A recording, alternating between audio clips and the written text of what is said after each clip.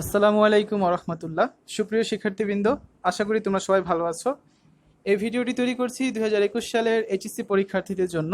তোমাদের প্রথম সপ্তাহে ইসলামের ইতিহাস ও সংস্কৃতি বিষয়ক যে অ্যাসাইনমেন্টটি দেওয়া হয়েছে তার একটি নমুনা উত্তরপত্র নিয়ে ভিডিওটি তৈরি করা।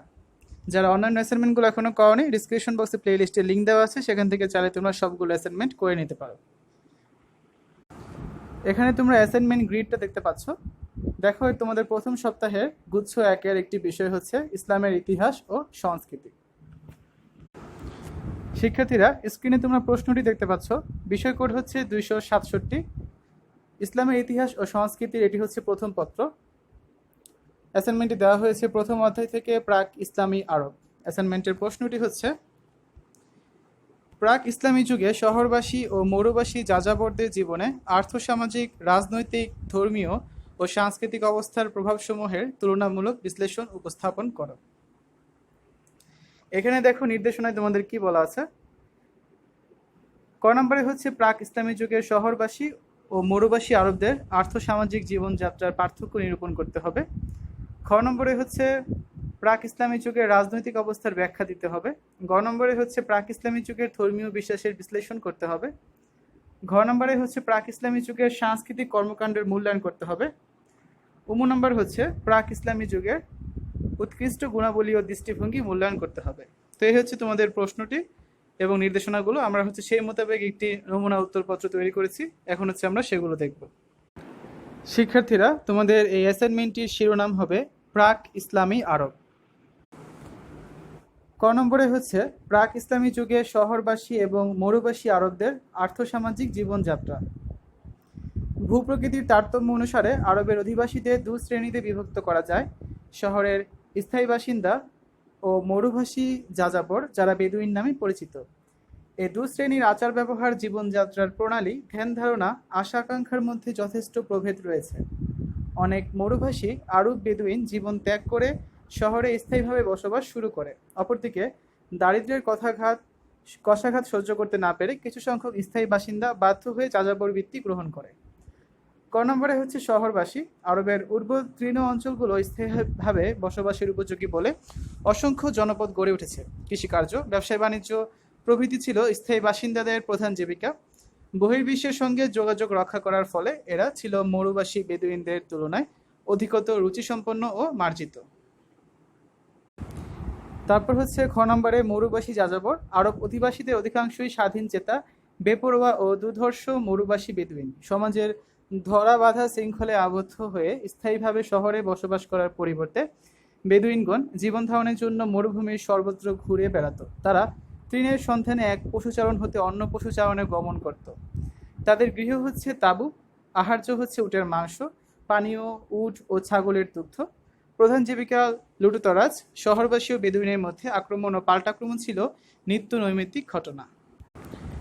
আর্থসামাজিক উন্নয়নে শহরবাসী এবং মরুবাসীদের মধ্যে পার্থক্য। শহরবাসী। আরবের তৃণ অঞ্চলগুলো বসবাসের উপযোগী ছিল বলে অসংখ্য জনবসতি গড়ে উঠেছিল। বেদুইনরা পশুর তৃণের সন্ধানে এক স্থান থেকে অন্য স্থানে গমন করত। কৃষিকার্য, ব্যবসা বাণিজ্য প্রভৃতি ছিল স্থায়ী বাসিন্দাদের প্রধান জীবিকা। তারা ছিল স্বাধীনচেতা, বেপরোয়া। বহির্বিশ্বের সাথে যোগাযোগ রক্ষা করার ফলে বেদুইনদের থেকে তারা ছিল অত্যন্ত রুচিসম্পন্ন, মার্জিত। তাদের প্রধান পেশা ছিল লুটতরাজ। একই স্থানে দীর্ঘদিন বসবাসের ফলে তারা ছিল সচ্ছল। মরুবাসীদের ক্ষেত্রে তাদের গৃহ হচ্ছে তাঁবু, আহার্য হচ্ছে উটের মাংস এবং পানীয় উট ও ছাগলের দুগ্ধ। তাদের সমাজে অভাব অনটন লেগেই থাকত। খ নম্বরে হচ্ছে প্রাক আরবের রাজনৈতিক অবস্থা। ইসলাম পূর্ব যুগে আরবের রাজনৈতিক অবস্থা বিশৃঙ্খলাপূর্ণ ও হতাশাব্যঞ্জক ছিল। কোনো কেন্দ্রীয় শক্তির নিয়ন্ত্রণ বা কর্তৃত্ব না থাকায় আরবে গোত্র প্রাধান্য লাভ করে। তাদের মধ্যে কোনো ঐক্য ছিল না। গোত্রসমূহের মধ্যে সবসময় বিরোধ লেগেই থাকত। গোত্রীয় শাসন। অন্ধকার যুগে আরবের রাজনৈতিক অবস্থা ছিল বিশৃঙ্খলা, স্থিতিহীন ও নৈরাজ্যের অন্ধকারে ঢাকা। উত্তর আরবে বাইজান্টাইন ও দক্ষিণ আরবের পারস্য প্রভাবিত কতিপয় ক্ষুদ্র রাজ্য ব্যতীত সমগ্র আরব এলাকা স্বাধীন ছিল। সামান্য সংখ্যক শহরবাসী ছাড়া যাযাবর শ্রেণীর গোত্রগুলোর মধ্যে গোত্রপতির শাসন বলবৎ ছিল। গোত্রপতি বা শেখ নির্বাচনে শক্তি, সাহস, আর্থিক সচ্ছলতা, অভিজ্ঞতা, বয়োজ্যেষ্ঠতা ও বিচার বুদ্ধি বিবেচনা করা হতো। গোত্র দ্বন্দ্ব। গোত্রকলহের বিষবাষ্পে অন্ধকার যুগে আরব জাতি কলুষিত ছিল। গোত্রের মানসম্মান রক্ষার্থে তারা রক্তপাত করত, কুণ্ঠাবোধ করত না। তৃণভূমি, পানির ঝর্ণা এবং গৃহপালিত পশু নিয়ে সাধারণত রক্তপাতের সূত্রপাত হয়। কখনো কখনো তা এমন বিভীষিকার আকার ধারণ করত যে দিনের পর দিন এ যুদ্ধ চলতেই থাকত। আরবিতে একে আরবের দিন বলে অভিহিত করা হতো। যুদ্ধপ্রিয় গোত্রগুলোর মধ্যে আউস, খাজরাস, কুরাইশ, বানু বকর, বানু তাগলিব, আবস ও জুবিয়ান ছিল প্রধান। গ নম্বরে হচ্ছে প্রাক আরবের ধর্মীয় অবস্থা। জাহিলিয়া যুগে আরবদের ধর্মীয় অবস্থা অত্যন্ত শোচনীয় ও অন্ধকারাচ্ছন্ন ছিল। আরবে তখন অধিকাংশ লোকই ছিল জড়বাদী পৌত্তলিক। তাদের ধর্ম ছিল পৌত্তলিকতা এবং বিশ্বাস ছিল আল্লাহর পরিবর্তে অদৃশ্য শক্তির কুহেলিকাপূর্ণ ভয় ভীতিতে। তারা বিভিন্ন জড়বস্তুর উপাসনা করত। চন্দ্র, সূর্য, তারকা, এমনকি বৃক্ষ, প্রস্তর, খস্ত, কূপ, গুহাকে পবিত্র বলে মনে করে তারা পূজা করত। প্রকৃতি পূজা ছাড়াও তারা বিভিন্ন মূর্তির পূজা করত। মূর্তিগুলোর গঠন ও আকৃতি পূজারীদের ইচ্ছানুযায়ী তৈরি করা হতো। আরব দেশের বিভিন্ন গোত্রে দেবদেবীর পূজার জন্য মন্দির ছিল, এমনকি পবিত্র কাবা গৃহেও ৩৬০টি দেবদেবীর মূর্তি ছিল।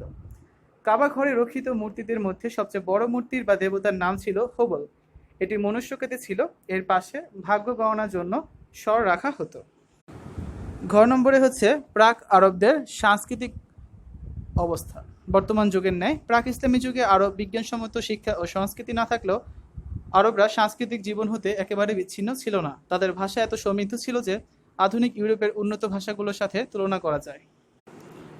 কবিতার মাধ্যমে সাংস্কৃতিক চেতনা। প্রাক ইসলামী যুগে লিখন প্রণালী তেমন উন্নত হয়নি বলে আরবগণ তাদের রচনার বিষয়বস্তুগুলো মুখস্থ করে রাখত। তাদের স্মরণশক্তি ছিল খুব প্রখর। তারা মুখে কবিতা পাঠ করে শোনাত। কবিতার মাধ্যমে তাদের সাহিত্য প্রতিভা প্রকাশ পেত। এজন্যই লোকগাথা, জনশ্রুতির উপর নির্ভর করে পরবর্তীকালে আরব জাতির ইতিহাস লিখিত হয়েছে। আরব সংস্কৃতির ঐতিহ্যবাহী প্রাচীন আরবি গীতিকাব্য অথবা কাসিদা সমসাময়িক কালের ইতিহাসে অতুলনীয়। উকাজের সাহিত্য মেলা। প্রাক ইসলামী যুগে আরবদের অন্যতম প্রধান বৈশিষ্ট্য ছিল তাদের বাগ্মিতা। জিহ্বার অফুরন্ত বাচন শক্তির অধিকারী প্রাচীন আরবের কবিরা মক্কার অদূরে উকাজের বাৎসরিক মেলায় কবিতা পাঠের প্রতিযোগিতায় অংশগ্রহণ করতেন। উকাজের বাৎসরিক সাহিত্য সম্মেলনে পঠিত 7টি ঝুলন্ত কবিতাকে সাবা আল মুআল্লাকাত বলা হয়। আরবি ভাষায় এরূপ উন্নতি ও সমৃদ্ধি সাধনে হিট্টি মন্তব্য করেন, ইসলামের জয় অনেকাংশে একটি ভাষার জয়, আরও সুনির্দিষ্টভাবে বলতে গেলে একটি ধর্মগ্রন্থির জয়।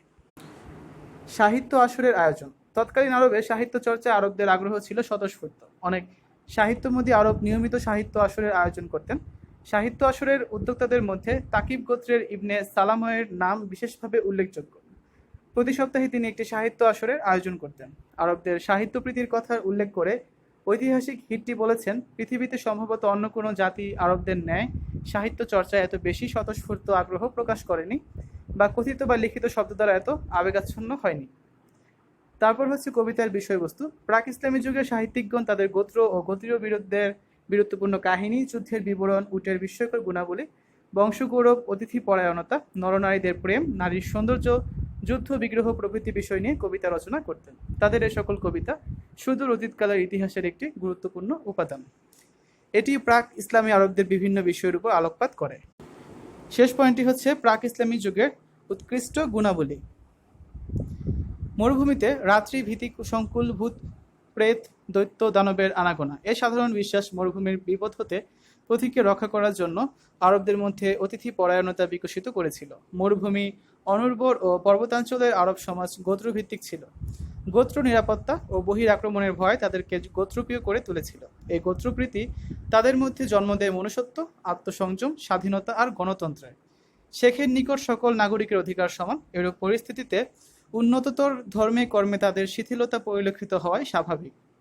আরব ভূখণ্ডের অনুদার পরিবেশ, খাদ্য ও পানীয় জলের অভাব, নির্দিষ্ট চলাচলের পথ না থাকায় বৈদেশিক আক্রমণের হাত থেকে আরববাসীরা সবসময় নিরাপদ থেকেছে।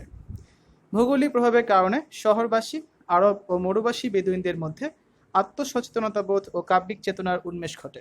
আরববাসীরা ছিল কাব্যের প্রতি অধিক মাত্রায় অনুরক্ত। গীতিকাব্য রচনা ও সাহিত্য চর্চায় আরবদের অপূর্ব সৃজনশীলতার পরিচয় পাওয়া যায়। আরব কবিগণ ভৌগোলিক পরিবেশে যে কাব্য রচনা করেছেন তা সংঘাত, অদম্য সাহসিকতা, বীরত্ব, গোত্রপ্রীতি ও প্রেম সম্পর্কিত। তো শিক্ষার্থীরা, এই ছিল তোমাদের প্রথম সপ্তাহের বাংলাদেশের তোমাদের প্রথম সপ্তাহে হচ্ছে যে ইসলামের ইতিহাস ও সংস্কৃতি বিষয়ক যে অ্যাসাইনমেন্টটি দেওয়া হয়েছে তার একটি নমুনা উত্তরপত্র। তো আজ এ পর্যন্তই, সবাই ভালো থাকবে। আল্লাহ হাফেজ।